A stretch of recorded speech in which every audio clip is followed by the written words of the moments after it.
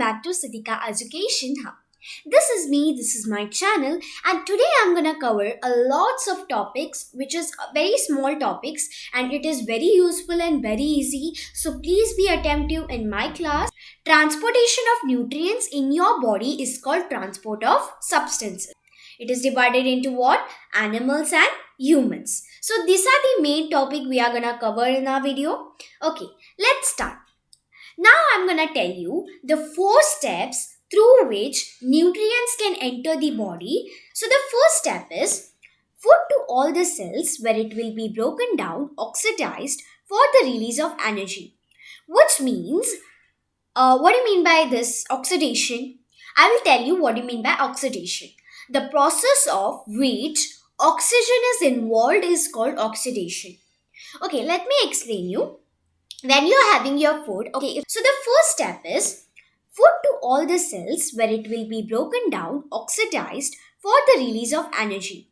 Which means, what do you mean by this oxidation? I will tell you what do you mean by oxidation. The process of which oxygen is involved is called oxidation. Okay, let me explain you. When you're having your food, if suppose you're having chapati with cheese or chapati with bhaji, so when you're putting into your mouth, from mouth it goes to your esophagus, from esophagus to the stomach, from stomach to your digestive system. The food is already digested and it is ready to go. Okay, after the process of digestion, what is next? A process of transportation, which means after the food is digested it should be transported. So after that, what is the important thing? The food should be oxidized, which means the food should be cleaned, in which nutrients should be added, blood should be added, and then only you can supply the food.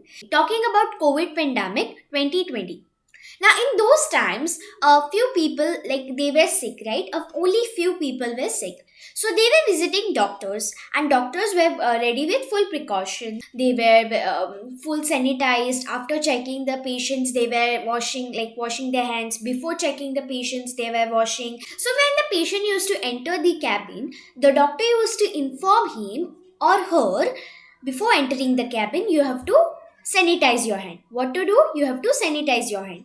So in the same way, if suppose the food is having germs, so the blood and the nutrients and the oxygen will sanitize the food, and after sanitizing the food, then only you can consume. Second point is oxygen, which is required for the oxidation process.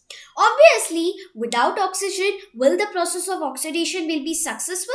No. So oxygen is very much important for the process of what?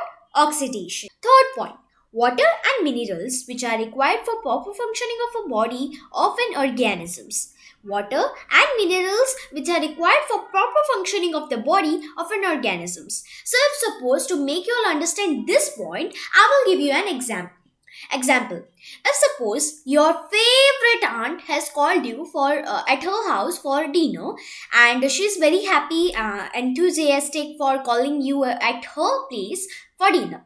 Once you enter the house, you see on a table for you there is a lot of dishes prepared: burger, pizzas, dal, bhaji, puri bhaji, then noodles, Maggie, ice creams, cake, etc. A lot of things, burger and all. A lot of things is prepared for only for you. Okay, when you sit on the chair and on the table, you have all these things. You eat like this.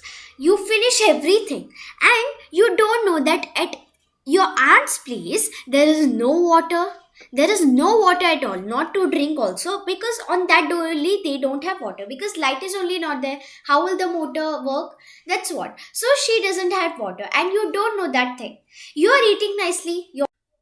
Because you don't know that there's no amount of water, not also to drink at your aunt's place because of light.